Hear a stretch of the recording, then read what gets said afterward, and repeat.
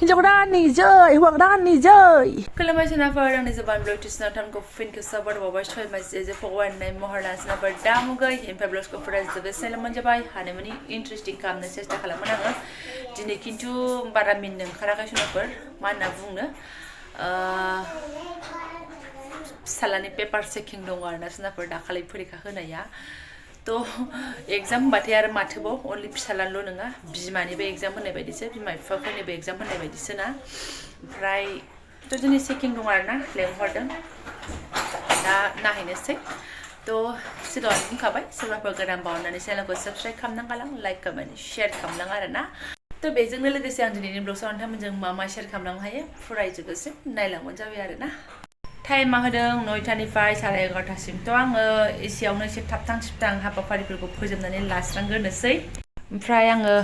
थांखो सरि दालि फोमोननानै लाखांखाबायानो माने गाहायाव दोन नालाय बावदों आङो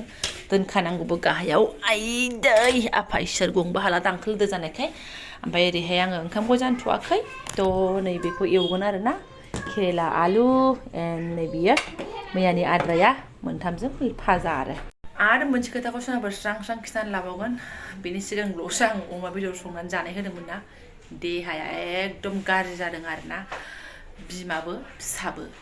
मिन्थिया एखमबा बेबायदिनो जाबाबो जाया खिन्थु एखमबा मालायबा मा जानानै थाखाय सिङावबो जादेरनानै होबावबाय नालाय सानैबो माने फायखानाया एसे ढिला जानानै होजाबाय आरोना ओमफ्राय फिसालायाथ' फुङाव एसे उदैबो सास्रोदों होन्दोंमोन मुलि थाखानायखायसो लाबाय दाबो बानायखाङाखैहाय सनाफोर जोंहा 3D सलार सिस्टेमानो आरोना पेपार बला बानायखांजोब्बाय कालारबो होखांबाय फोरानदों बैयावहाय ओमफ्राय दिनै खालामथारगोन आरोना बाबा नों जखा माबा गेबा हास'लाबायनाङा दे नुकसान जायो हास'खायाखै नै बिदि खालामखादों बिदि खालामथ'नाङा नङा माखासेया रसनाफोर आं ओरै ओंखाम ओंख्रिबो संगोन आरो फिसालाखौबो डिउटि होगोन आरोना एसे टाइम जासान्दि टाइम जाबाथाय ब्लड टाइमानो जाबायानो 9:30 बारबायानो आरोना तो आंसो फटाफट खालामनानैसो आं ओंखारलांगोन आरोना आद्रा गालांनानै ओंखारलाङा आङो 11:30सिमथ' ओमफ्राय आथा होनोसै ओमफ्राय बै फारसेथिं खालामदो ना मोजाङै थननांगोन नै जाब्रा जायो बिदिनो जाब्रा जायो नै बेफोर बुस्थुखौ मोजाङै हानानै लानांगौ नै बेफोरखौ मोजाङै न'आव एथ' गोबावनिफ्राय सान्ति मथन बानायनो हरदों जुदि नोङो दासो खाराब खालामनानै लांबा मा जागोन नोंनि डिसिप्लिन नोंनि मा जाखो बियो जेबो जाला बियो नै बे हंलाखौलाय नों मा खालामगोन मोनसेथिं मोजां सिथाबनानै लाग्रोनांगौ ओमफ्रायसो बैखौ थननांगौ आगोल बे गोलावखौ कम्पिउटाराबो हरबाय ना कम्पिउटार प्रजेक्टबो हरबाय दे जागोन दे ओमफ्राय मा बुंनो खयबार फोसाबनो नै टेबोल बग्राखौ फोल्ला फोथा बेयाव दोनहरबाय बेग माबा हानाय मानाय इसोर प्रभु आं हाला सहायनो हाला आं ओरै बिमाया फाजायाबो चालु ओमफ्राय बेखौबो हरनानै लानोसै आं गोजां बोथोरखाय माबा ओरैनोबो जानो बादों आं फिसाजोनोबो होआखै लाखोमानानै दोनदों दानो मोनबा अफ्ला जागोन गारगोन हरजोबसै आं नानि मा गेलेदों भगबान समायबायबो आरोना आरो मोनगौमानि एकदम समायनासिन नुहैसिनसिगोन बे मोनबाय थाथोंसै आस्ते दिनै बेखिनिसिम फोरखौनो जानोसै आरोना सुनाफोर आसार उसारबो जेबो जाखाला पापर सापरबो जेबो होला खालि दालि आरो बे फाजा फिसालायाथ' दालिल' जागोन होनखाबावबाय आरो जाला होनना बुंदों ओमफ्राय दाख्लै 1 थारिखआव जाबाबो बिदिनो जादोंमोन बियो एसे आरोना ओमफ्राय उनावखौ जाला मा होनना बुंदों नायनोसै र' जालाथ' सानदोंमोन आंबो जाथ'थारला सानदोंमोन आरोना सुनाफोर नै मैया 10 थारिखआव जादों नायनोसै बेसेबां गोबाव थानो हायो थाथारसै आरोना मोजांबो नङाना बाट लुबैनानैसो जानाय जायो मा जागोन जाला एबार लिमिटनि जानो रोङाबा मोजांबो नङाना बेफोर बुस्थुआ लिमिटनियानो जादोंमोन बुरजा बुरजि जायाखै एसेल'सो गोलैदों बुस्थुआनो आरो 100 थाखानियालाय आरो माथोना आरो मोनायाव दन्दथाम दोनबावदोंसो जों बारा जाखायाखैमोन थेवबाबो मालाय देहाया बेखिनिखौनो हजम हायासैबा ओंखायनो मोजांबो नङाना बेफोर बुस्थुआ जायोसो लुबैनानै लब जानानैहाय ओमफ्राय मोनायाव दन्दथाम थाबावदोंसोमोन आरोना बेखौ आं जादों गावथ' जायाखै गाव गाइखेरजों ओंखाम जादोंमोन आरो बिनानावजों गावजोंहाय ओंखारबाय सनाफोरजों लीलाला ओइ मिस्टार दा रिजाल्टआसो मोनगोन र' 10 थाखा है लाबो बेगाव लानोसै आं सनाफोर थांगोनसै आरोना लोगोफ्रा फन हरलायगासिनो मालाय नायखांबायनो सोरबा जाबादि मार्कफोर खिथा हरदों थांग्रोनोसै आंबो नायस्रांबाय मालाय बयबो नै होंगो दोंगो ओमफ्राय बिहालाय फिसाजोआ थप मारनायनि मा जाहोनो नागिरदों आरो आंहा फिसालाया थप मारनायनि मा गैला बिफाजों होख्रां जासिगोन क'क्राझाराव थानो होनबावगोन नायंला माबायावसो थुब्रि मा अबेबा एकदम गोदोनाय जायगायावसो फरायहैनोसै फेल गैया होनबाबो हिटबो गैया आरोना फुरा मिडियामनि 50 नाम्बारनि परिखायाव 3 लाइनफ्रावसो 4फ्रावनो थांनो रोंबावलासो ओरैबायदि माने ओइ बाय हिर'गिरि थाफैबावदोंसो नोङो एनुवेलाव बिदि खालामबावबाथाय उफाजा जासिगोन बे आंजों नैबेहा थांनोसो गोसो गैला ओइ नानि आंबो थांनोसो गोसो गैला बाबा सेस 3 लाइनावसो नाफोर 4नि लाइनावनो थाङासै 50 आफ्टआव नोङो नों 33 लाइनावसो थाबाय नोङो 37 38 39 अबाथ' 32 बिदिल' नैल' मा खालामगोन नोङो ओइ मिथिया मोजां मादि मोजां बेलाय आं मोजां फरायनानैहाय रेंक लाखियोबा आं माबा मोनसे सरप्राइज गिफ्ट होनो नागिरदोंमोन दा आङो बेखौ केन्सेल खालामबाय ओमफ्राय मोनसे चान्स दंबावो रेंक फैयो बेयावबो बाबा बेयावबो रेंक होगोन बेयावबो स्टेजाव गसंहोनानै फट' खेबगोन मालाय मेममोनजों थ' नोंना मोनसे चान्स दंबावो आङो गाइसमोननि मादैमोन आयंमोन सिगाङाव बुंखाबाय आगले एग्जामाव रेंक मोनोबा पाक्का मिथिबाय नोंना मोनिनि खोथायानो गैया बाबा फरायबानो मोनखायो नों फरायनो बायो नालाय ओंखायनो मोनाखै बिदिथ' नङा जे नोंना फरायनो टाइम मोनाखै मा मोनाखै मिथिबाय फुरा मार्क्स मोनाबाबो जायो मानो खावसे मार्कखौ नों आगैनो हो बाखिखौथ' नों मोननांगौ ना नों फरायनानै मोननांगौ नंगौना नङा आगलायाव खालामबावगोन आं गाइसमोननि सिगाङाव रायखाबाय एबार आं रायला नों हारसिं गोसो जानानै फरायदो मा बेहा बेयाव गेलेनो दावराव थांदो मा होनबावनो आरो सनाफोर थांनोसै बिमा इउटुबारनिसो बिदि खम फैखो ना माखो थ' बिदिबो बुंनानै आङो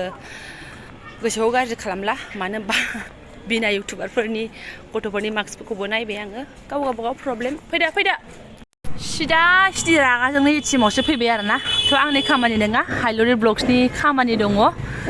बेयावसो फैबाय फैसा गैयानो बे समावनो खामानिया मावनो मोजां जागोन पिन नाम्बार रायजोफोर दाख्लैनिफ्रायनो लोगो लानाय सानजों पिन नाम्बार बानायनोहाय फै होननानैहाय ओमफ्राय र' दिनै बानायसै आंबो बावलायलांबायहाय एफा गोबावजों खनसे बानायनाय जायोना आं गोसोआव थालायलाङा थुलांलाबायनोसै फारि आंनिखौथ' आंनो बानायना लायो जेने थेने ओमफ्राय आरो बिखुनजो बिमानिखौबो आंनो बानायनानै होनाय जायो जेने थेने बाखि आरो रावखौ बानायफेराखै दिनै बेनिखौ थुनायसै र' सानैजों फिनखौ गोसोआव लानोसै मालाबा खावनो मोनबाय बायो खोमा बेबादिनो फिन नाम्बारफोर बानायनो होआबो SMS फोर थाब फैयाबाथाय गैलाहाय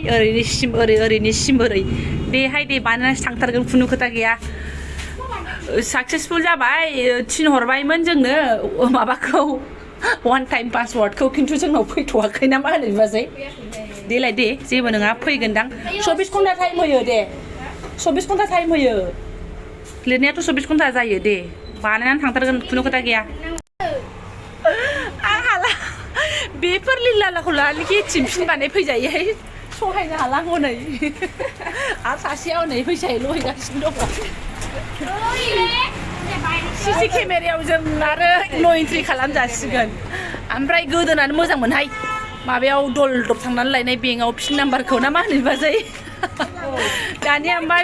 रोङिफ्रानो नों मोनला बानायनानै लानो सोर बानायनानै लानो रोंजोबनो बयबो गोदाव सोराव मबाइल फिसा गोनाङालाय सोर रोंनो आरो माबायाव बेंकआव लायनायानो मोजांमोन गोदोनियानो माथा गोदान नियम खालामनानै होयो बिराद दुखुनि खोथा आरोना माबायानो वान टाइम पासवार्डआनो फैयाखै मेसेजआनो थाबथानानैसो दङ बेना जारलायानो जुद गैया 24 घन्टा टाइम दङथ' नायनोसै थ' आलदा खामानि दंबावो सोनाफोर 12ता बारगुलांबाय फैनानै नै फिसाजोआ उन्दुनो ओंखारथारबायमोन नालाय बेस्रा ओंखामबो जास्लाबनो हायाखिसै आरोना बिबाजैनिनो आरो एक्सट्रा खामानि दंबावोमोन बेयावनो एसे थांनानै देरि जाबोबाय आंबो मोलोंलों जाबोलायबाय बेनिफ्राय सनाफोर नागालेण्डआवहाय हाबा जाहैगोन होननानै दाखालि आङो गामियाव ब्लग्स बानायबा खिथाखादोंमोन ना न'निनो मानसि जायो हौवा गोदाननि बिबौजों जोंनि बोराइनि बिबैजों बिदा बिनानाव असे थ' बेनो आरोना बेनिफ्राय भिडिअ एसे सौफैदों हौवा गोदानानो हरनाय जादों बावबायसो नामा होनहरदों आरोना आं हाबानि सिगाङाव 8 थारिखआव रायलायहरदोंमोन आङो हाबाया मोजां जाथोंसै होननानैहाय ओमफ्राय बाखि मैया 10 थारिखआव हाबाया जानानै थांबाय आंहा कंग्रेचुलेसन हरनो बावगारगारबायना दिनै हौवा गोदाना गावनो फन खालामनानै बावखाबाय बियो आंनि हाबाखौ होननानै आरोना ओमफ्राय बाट आं एसे बावमारदोंमोनबो जे 10 थारिखआव हाबाया जादोंमोन आंहाबो टेनसन नालाय फिसौफोरनि ओमफ्राय थेवबाबो लेटलि आरोना ओमफ्राय भिडिअफोर फट'फोर नायनोसै दे हरदो होननानै बुंनायखाय गावनो हरबाय आरोना खृष्टान हाबा जेरावबो नुफेराखै सनाफोर ना आसलियाव नुदों ना दा बिबोनांनि हाबाखौ नुवाखै आरोना बे टिभिफ्राव नुनाय टिभिफ्राव सिनेमाफ्राव नुनाय बेफोरावथ' एसे आलदाबो होलायलाङो माथो खुगाजों खुगाबो देखायनाय नुलायलाङो बाट ओमफ्राय आसलियावथ' बिदि जानाय नङाना ना मा आं मिथिला बाट जाखिनि सिम्पोल आंनिसिम भिडिअ सफैदों बेखौ नोंथांमोनजोंबो एसे शेयार खालामसै आङो जायफोरा मालाय खृष्टान हाबा नुखांबाय बा खृष्टानफोर बिसोरथ' मिन्थिखासिगोन माबायदि जायो गावसिनि हाबाया बाट आङो थांनाय जाफेराखै आरोना थ' आं नुनायजों लोगोसे नोंथांमोननोबो एसे शेयार खालामसै आरोना ओमफ्राय मा होनो भिडिअआथ' आंनिसिम बिराद साफा क्लियार सफैदोंमोन HD लाइभआवसोमोन ओमफ्राय आंनि इडिट खालामनायाव नै आंनासो केमेरा दाम खमनिखाय बिदि जाबाय नामाथाय आं मोनथिला आरोना सोनाफोर बेनिफ्राय मोनसे खोथा बिराद मोथो गोसोखांबाय आङो जोंनाथ' हिन्जाव गोदाननि मोखां बा हौवा गोदाननि मोखां नुबानो जै आरो जै होनोना हिन्जाव गोदाननि जै हौवा गोदाननि जै हौवा गोदाना हायथा थानि जै हौवा गोदाननि खानाया बिदिनि जै हिन्जाव गोदाननि खानाया थंब्रेनि जै होननानै खथ' बुङा होमबा दाबायदियाव आं थांफ्लांनांगौबा बिदि होनफ्लांबा सेस जागौमोनहाय एकदम जबा मुसाहारिया नागालेण्डआव हाबा जाहैनानै खृष्टान हाबा जाहैनानै जै होनायनि होसो हरना होननानै निउसाव खम भाइरेल जालायगौमोन ने आंबो थांनानै जै होना होसो हरजाबा बिदि गोसोखांबाय थाबाय आरोना ओमफ्राय नै मालाय बिसिनिया बिदिसो आरोना जाय नुवाखै बिसोरनि थाखायसो देखायनाय बायदि जाहैबाय आरोना सोनाफोर मेम'रि हिसाबैबो थाहैबाय ओमफ्राय नै बेफोरबायदि समबा जोंना मोन्दोबाव जिरायहैसिगौमोन आरोना बायदिसिना खसम एकदम 7 जन्मनि बायदिसिना खसम जाहोसिगौमोन आरोना जोंखौहाय ओमफ्राय बिसिनिया मालाय नै बेबायदिसो cut the cake. This will be your first task as a married couple. So very seriously and very casually also or lightly, please proceed towards the cake. And as you cut the cake, and it's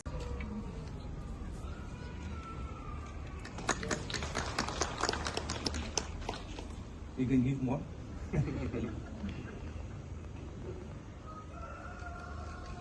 Okay. थ' बेनोमोन सोनाफोर सानो नांला जे बेखौनो share खालामो नामा होननानै थ' आंनावबो मेम'रि थाथोंसै होननानै आङो शेयार खालामनाय जाबाय आरोना थ' बेजों लोगोसे सोनाफोर ब्लग्सखौबो दा दोनथ'नोसै ओंखामाबो मोथो उखैबाय थ' जायफोरा आंनो बेखिनि ब्लग्सखौनो फुराय नायलांबाय गोसो गोरबोजों साबायखर बावबाय आङो लोगो मोनसिगोन नेक्स्ट भिडिअ' थेंक इउ स' माच